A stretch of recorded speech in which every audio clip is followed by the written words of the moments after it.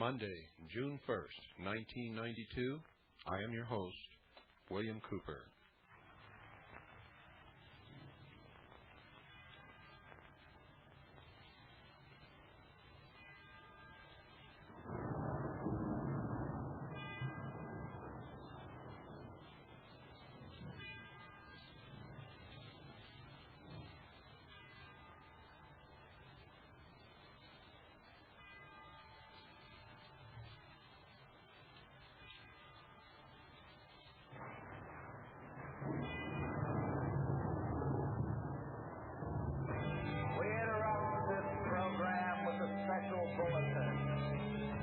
America is now under martial law. All constitutional rights have been suspended. Stay in your home. Do not attempt to contact loved ones, insurance agents, or attorney. Shut up. Do not attempt to think or depression may occur. Stay in your home. Curfew is at 7 p.m. sharp after work. Anyone caught outside the gates of their subdivision sectors after curfew will be shot. Remain calm.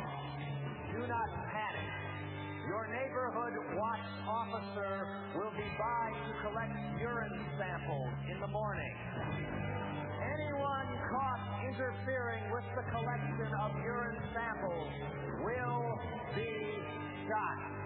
Stay in your home. Remain calm. The number one enemy of progress is question. National security is more important than individual will. All sports broadcasts will proceed as normal. No more than 2 people may gather anywhere without permission. Use only the drugs prescribed by your boss or supervisor. Shut up! Be happy. Obey all orders without question. The comfort you demanded is now mandatory. Be happy. At last, everything is done for you.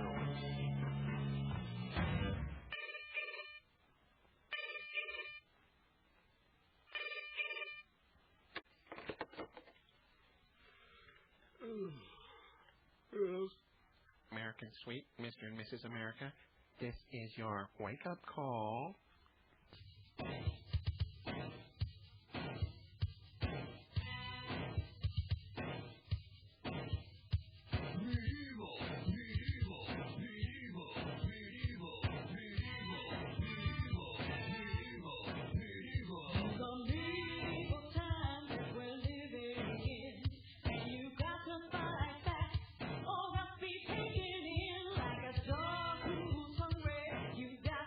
Survive.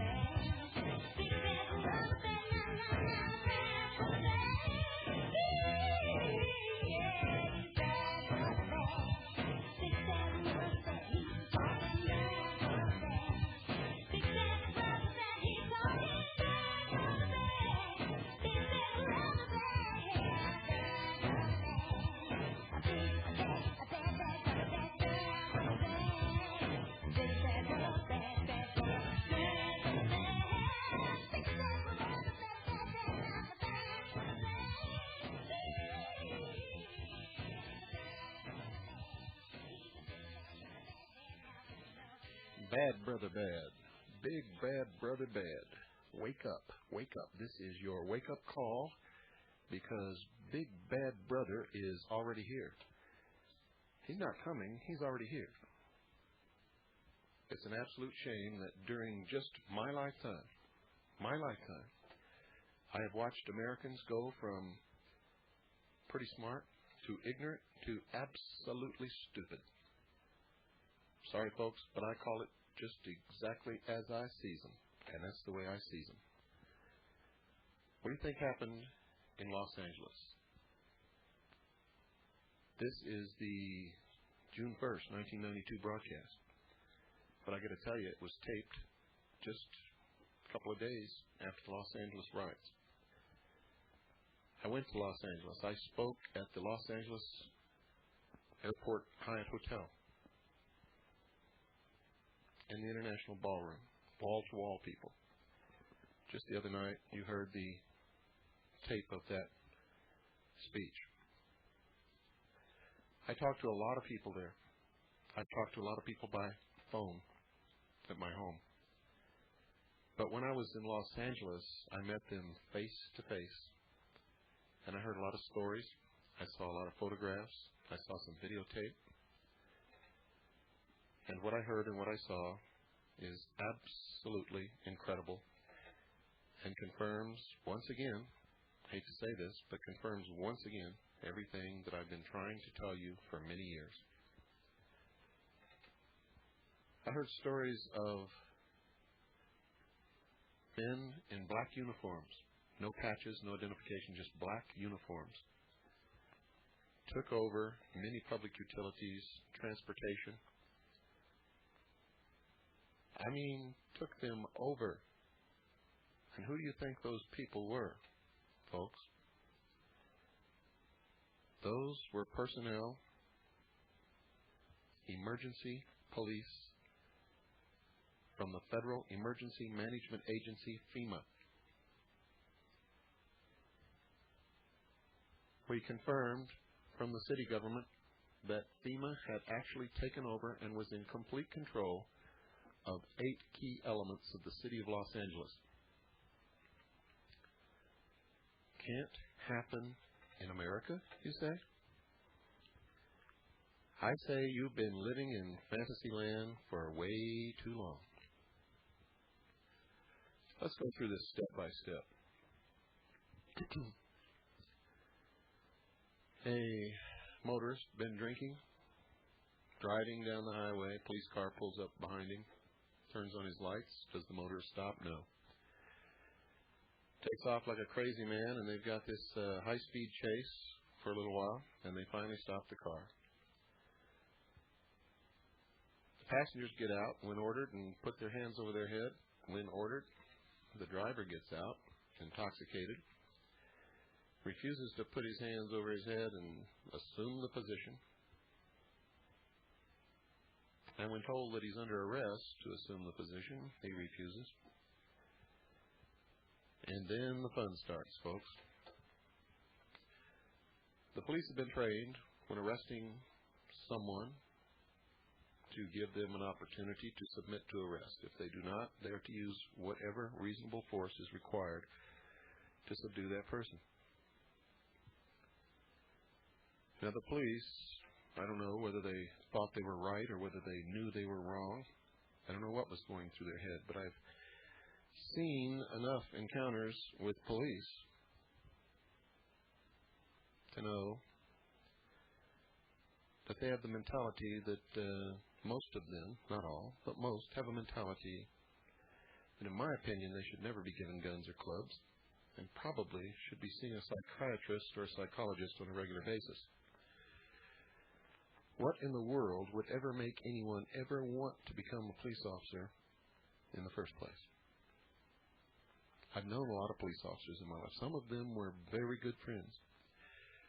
When I was the head of the Mixed Gas Deep Saturation Diving Department of the College of Oceaneering, I helped train the bomb squad of the Los Angeles Police Department.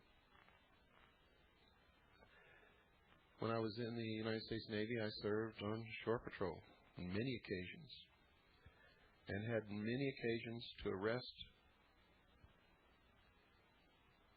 military personnel, some of whom were extremely intoxicated and put up a real good fight. But you know something? Not once did I ever have to use a club on a man or pull out my weapon to subdue a man, to arrest that man. And at no time ever did it take more than two of us to do whatever we had to do without hurting anyone. Without hurting anyone. Now, it's true that the media exploited this. And the media, we know, is in the control of those people who want to destroy this nation, our Constitution, and the Bill of Rights. How do we know that?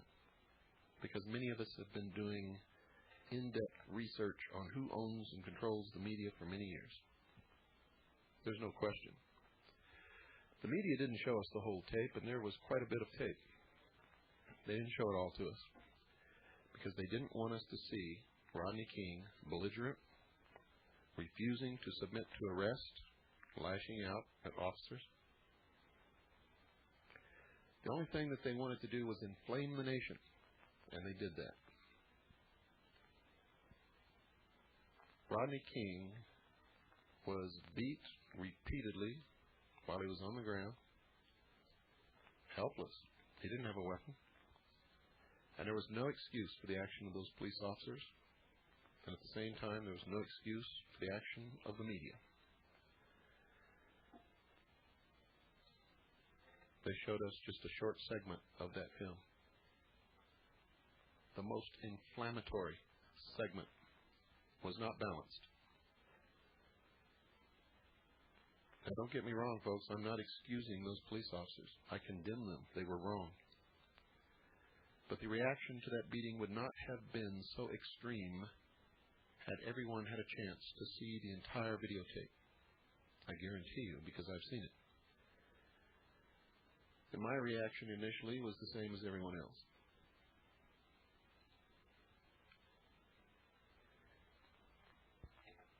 Over a period of time, these police officers were charged because of the uproar of the public, and rightly so. They should have been charged.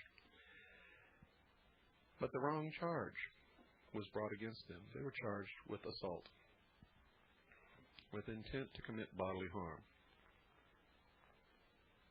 The correct charge should have been battery. Battery, folks. Battery. There's a big difference.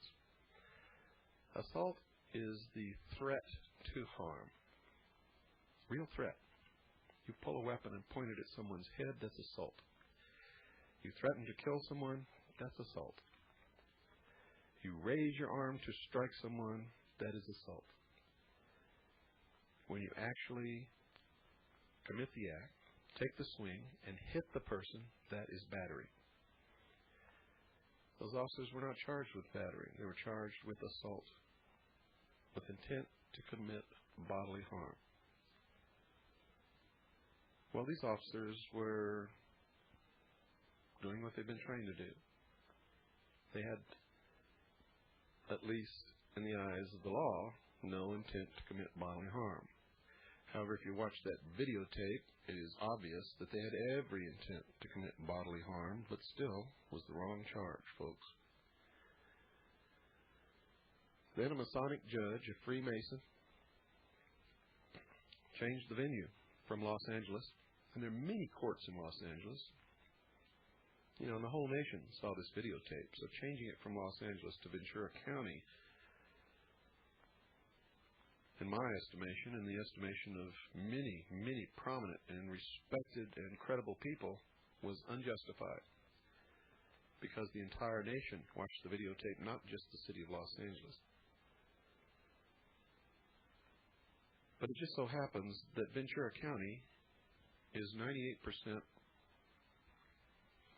white and Hispanic, and about 2% black. Actually, less than 2% if you look at the actual figures, the most recent ones available. It also just happens to be the county where over 2,000 police officers and their families live. That's right. Over 2,000 police officers and their families. And this judge knew that when he changed the venue to Simi Valley in Ventura County.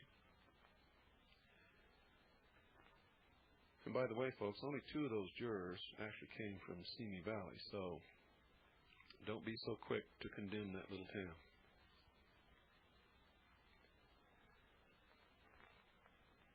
During the trial, everything was televised all the time. The defense made their points and their case very well.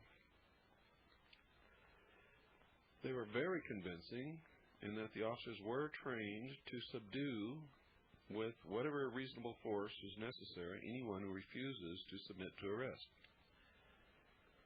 And their argument was that they were doing what they were taught to do, what they were trained to do, and they had no malice and had no intent to inflict bodily harm, only the intent to make Rodney King assume the position and submit to arrest. Well, what is this assume the position phrase that I keep using? Well, it's a phrase that street people use. It's a phrase that police officers use. It's a phrase that's used in the courtroom. What it means most of the time is spread your legs, spread your arms, and lean face forward against the wall, any wall, or a car. Sometimes when there's no wall or car available, or if they're having you exit from an automobile, they will tell you to stand up, stand still, spread your legs, put your hands behind your head. For those of you who have never watched this in action, that is what is meant by assume the position.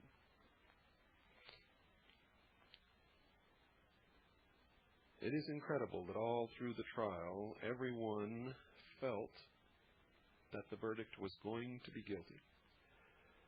Police officers testified that they used unreasonable force.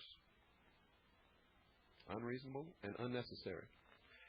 One of the fellow officers, who has since been ostracized by his fellow policemen, also testified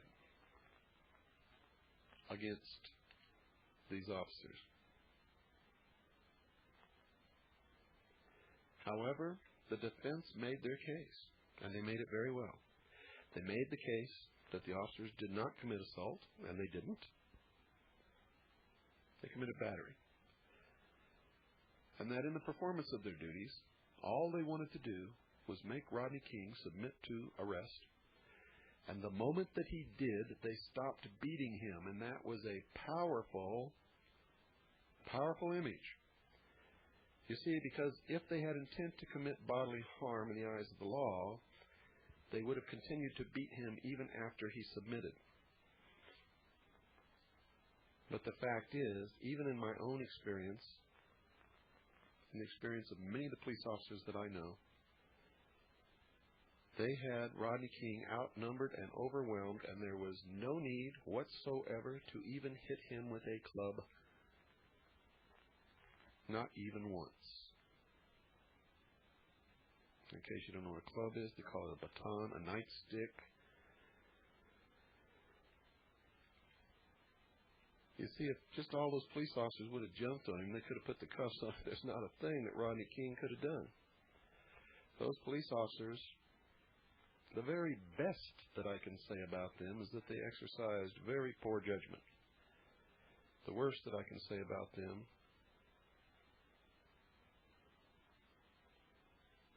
is that they were racist, mean,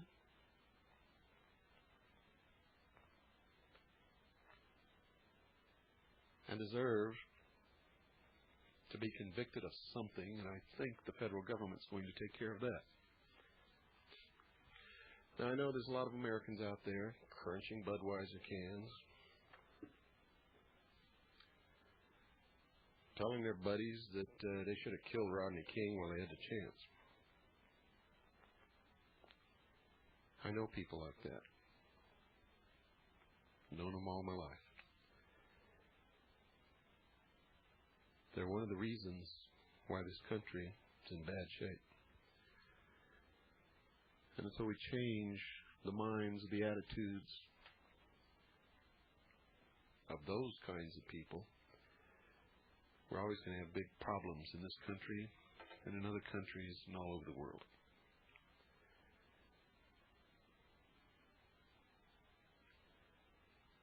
There just isn't any room on this earth anymore, folks, for bigotry and racism. It won't work. It won't work.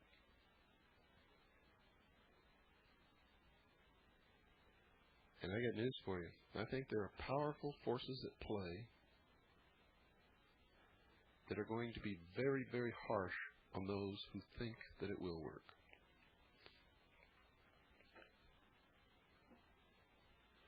When the trial was finished, the whole world was watching that little courtroom in Simi Valley in Ventura County, California.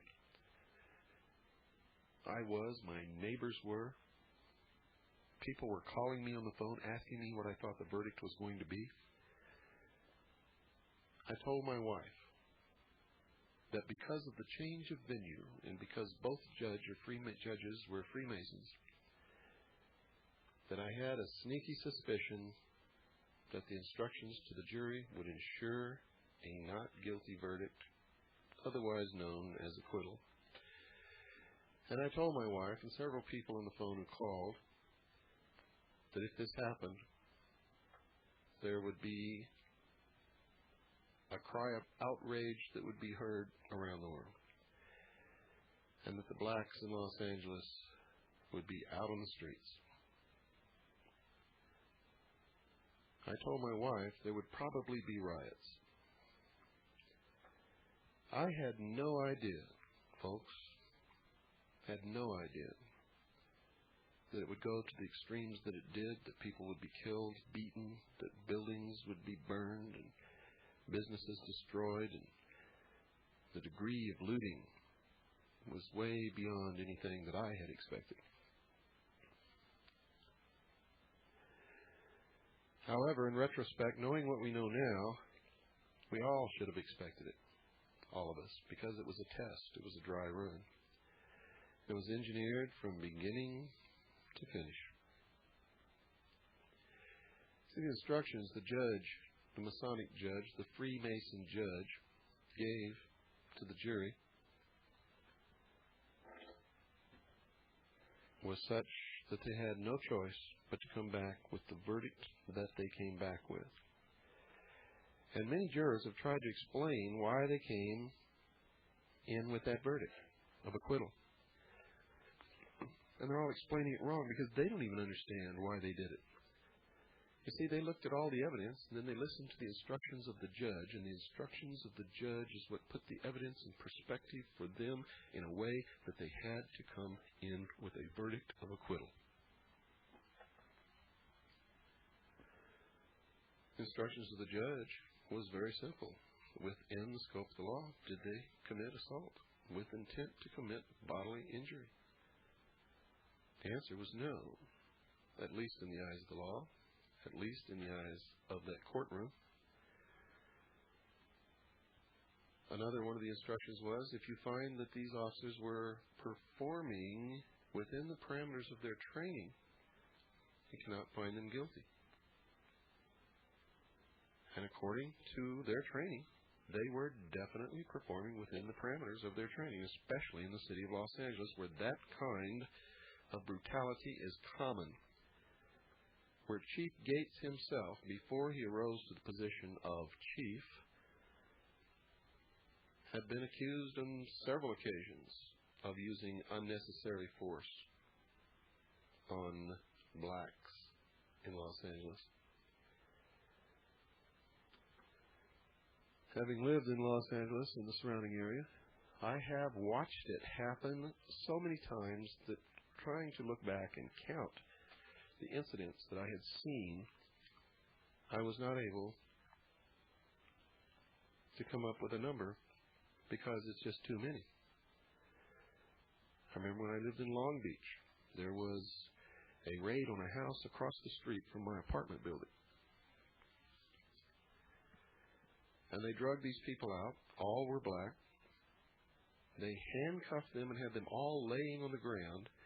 And every once in a while, an officer would walk over and stomp on one. And, of course, the blacks were extremely angry, were yelling obscenities and epithets at the officers. And I watched as officers drew their clubs and just beat one woman senseless. And she kept screaming. She had spirit and she had guts and she wasn't going to shut up. But she was subdued. She was handcuffed. She was lying on the ground, was no threat to anyone. And she was beat. When the men began to scream, stop beating her, then they beat the men. While they waited to haul them away. Now, I actually witnessed this from the window of my apartment building directly across the street. And this is just one of the things that I've seen over the years that I lived in the Los Angeles area. We are moving into a police state, folks. And if you don't believe that, just watch your television on Friday and Saturday night. Programs like Cops, Top Cops, 911 Cops, SWAT Cops, Women Cops, Detective Cops, Grandma Cops, every kind of cop you can think of. And when did this start? And why so many programs about cops? And why is America so enthralled with watching police bust down doors, subvert the Constitution? I mean, literally right in front of your eyes. They break down doors without search warrants. The Constitution requires it, by the way. Most of you don't know that because most of you don't have a copy of the Constitution and never read it. If that makes you angry, so be it. It happens to be the truth. And you know it.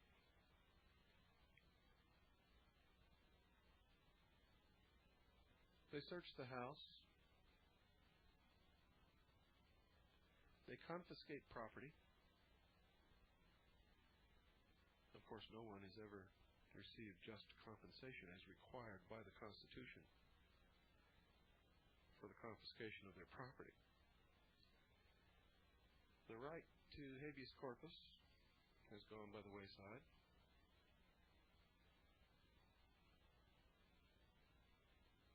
Now, this is incredible. We are losing our freedom of speech and many, many other things. Oh, the Fifth Amendment, folks. Haven't you read your papers?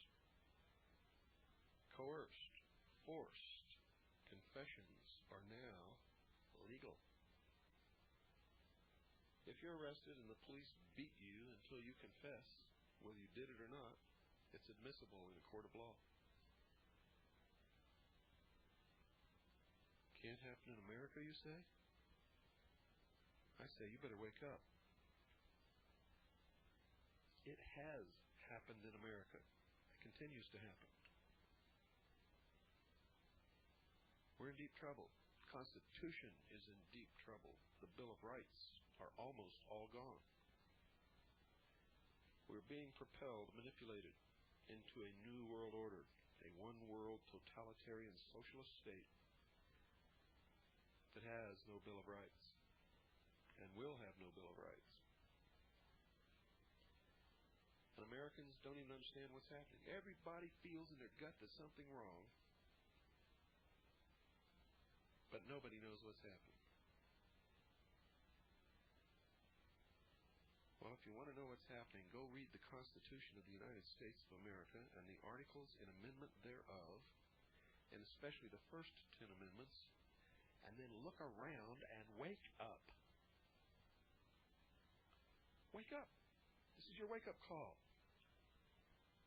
Los Angeles was a test run of implementing the police state. Los Angeles was a test run on the complete suspension of the Constitution and the implementation of the police state. FEMA took over. Now let me tell you something. California, the state of California, has enough National Guard troops that they could have quelled those riots. They could have taken care of everything themselves with no problem. They did not ask for federal troops, but But they sure didn't refuse when the federal troops were sent into the city.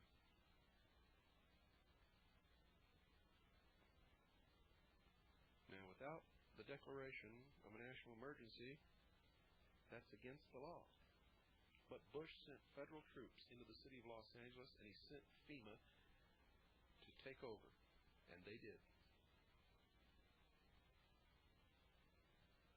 FEMA's job, folks, is not to help in catastrophes, and we learned that in Hurricane Hugo. Remember when it hit the southeast coast? Remember?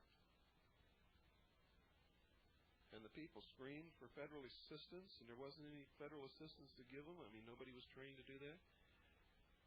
But they sent FEMA down there, the Federal Emergency Management Agency. Sounds like an agency that's supposed to help in a situation like that, but it's not.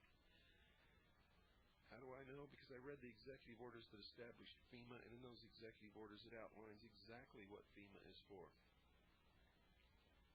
FEMA was created to take over all local, federal, and state governments, that is city, state, and federal, on all levels, all transportation, all harbors and seaports, all electricity and public utilities. And if I really read you the whole thing, you would feel chills going up and down your spine.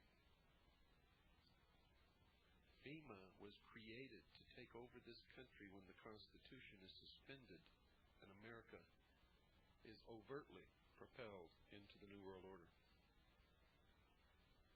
by the traitors in Washington.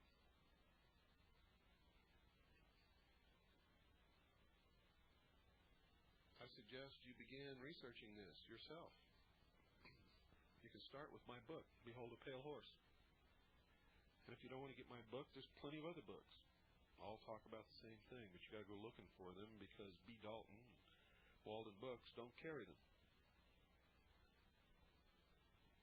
They're afraid to.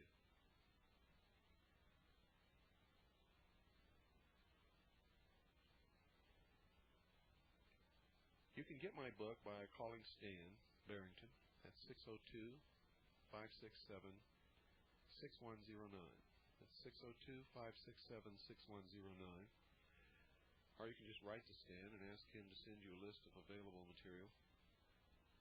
You can do that on the phone too. But if you'd like to get the book real quick as possible, send Stan $24. That includes postage and handling. $24.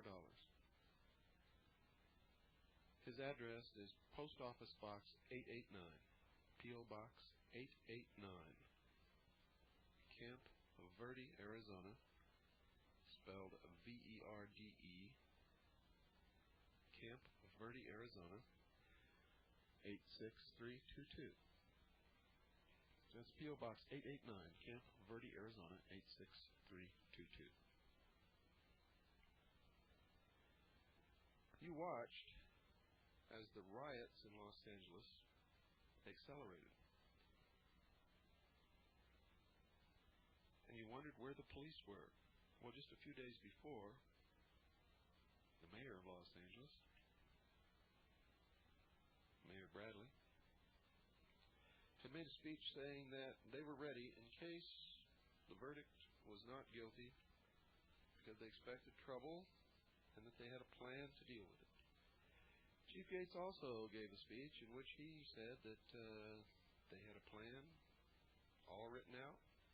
Everybody had been trained, that they'd been working on this ever since the Watts riots, that they were expecting trouble if the verdict was not guilty, and that he had even set aside monies to pay the extra officers that he would have to call back to duty in order to quell any problems that arose. Yet the officers that were in the streets stood and watched as buildings were torched, as looters and rioters ran through the streets, and on videotape, one officer broke down and began to cry. It's on videotape. And the reporter asked him what was the matter. Why was he behaving in this manner? He said he was frustrated there was nothing he could do because they had been ordered not to interfere at all.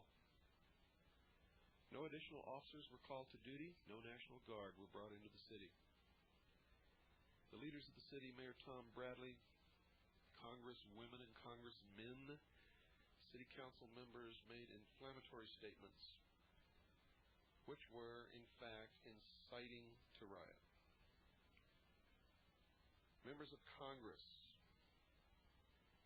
civil rights leaders all over the country made inflammatory statements which were inciting people to riot. The Congresswoman from South Central Los Angeles was asked by a reporter on television. I was watching this myself and taped it, and I have it on videotape, along with the other things that I said is on tape. Was asked if she would make a public plea for the rioters to stop rioting and stop looting. She said, "No, I will not do that. I will advise my people not to put themselves in a position where they will get hurt." But she would not make a plea for them to stop rioting and stop looting. How do you like that? And she wasn't the only one. Nobody tried to do anything until so much damage was done and so many people were hurt that it gave George Bush the justification he needed that without a national declaration of emergency, without being asked by the state of California, he could send troops in, federal troops, to the streets of Los Angeles. He could implement FEMA in Los Angeles to test whether Americans are ripe for capitulation. And the results of the test is yes, they are. Nobody complained. Nobody asked the right questions. Nobody did the right thing. And you had federal troops standing on the street corners of an American city. And the Federal Emergency Management Agency took over all important functions of the city. The test went off like clockwork. And I don't care where you are in America, eventually, your city is next. Americans are so complacent and have been living in fantasy land so long that they are easily manipulated into any position that is desired by those who want to take this country away from us. And it's happening. You're losing your rights, you're losing your Constitution, you're losing your country. And there'll come a day when you'll look at each other and say, what happened? How did this happen? How did I get to be a slave in the New World Order?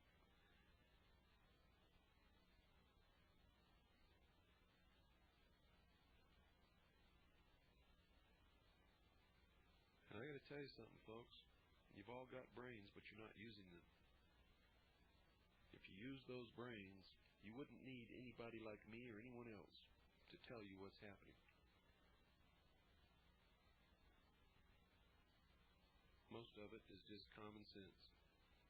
It also requires work. You got to go dig for information. You got to find out what's going on. Oh, that word work.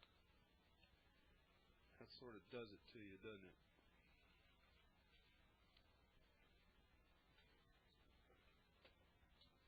This is your wake-up call. This is the hour. This is the hour of the time.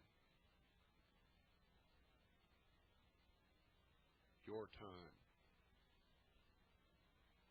Our time. This is the only time there ever was or ever will be.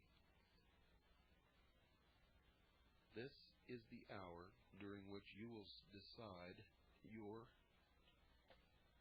and our collective futures. Because you're either going to wake up and get responsible. It's another word people do not like. And stick your neck out and take a risk and help us save the Constitution and the Bill of Rights in this country. Are you going to close your eyes like you always have? And you're going to let it all go down. Right down the drain. This nation is the sum total of the completion of all the efforts of every human being that have ever lived on the face of this earth.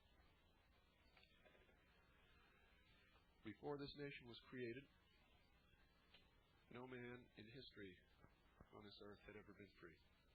Ever. Now, I've had people point to England and point to the Roman Empire and tell me that those people were free. No, they weren't. They could be bonked on the head in the middle of the night and pressed into service on His Majesty's ships. They could be rounded up and beheaded in secret. And I could go on and on and on. They weren't free. We're never free. If you were born in the wrong class, you never had any opportunity either.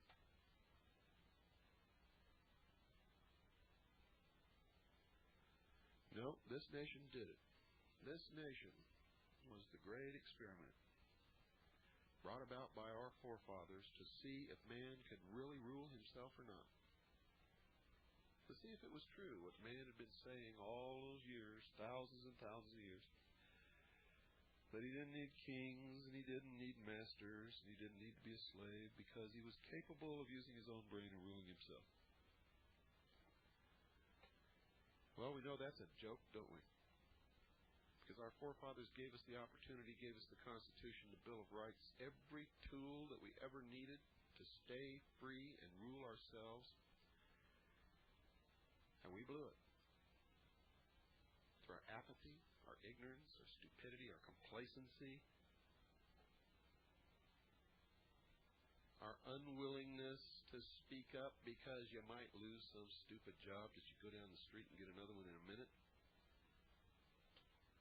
Or you might lose your television set in every room. No, rather than do those things, you let your country be destroyed from within. From within, just like had always been predicted. And our forefathers said, as long as we had the right to keep and bear arms, nobody could ever destroy this nation but this nation itself. And that's what's happening. That is what's happening.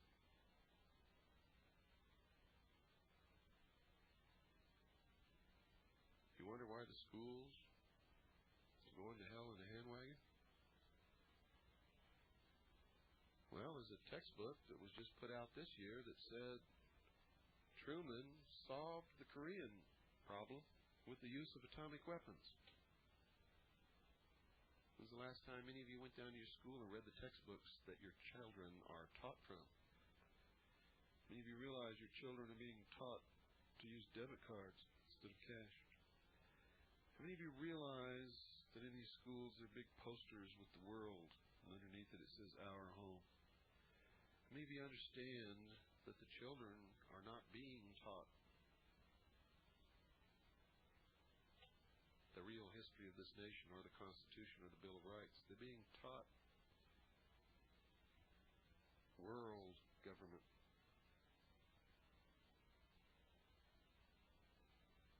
It's true. All you got to do is go down and look. One woman was so angry at me at one of my lectures that she got up and screamed and stormed out because I dared to tell her that her children in school were not learning the proper history, nor were they being taught the Constitution and the Bill of Rights. She later called me at my home and apologized because she went to her school to get the materials to prove me wrong and discredit me, and found out that I was absolutely right. And she was so infuriated that the school had to call the police to get her removed from the office. She was demanding explanations. Of course, she didn't get any. Nobody will get any. What you have to do is clean house. Clean house. That's the only way things are going to get changed. But if enough of people don't wake up real soon, there's not going to be any changes except for the worse. Because I'm going to tell you right now, the timetable for the completion of the elimination of all sovereign nation states and the bringing to fruition the one world socialist totalitarian state is the year 2000. That's right, folks, the year 2000.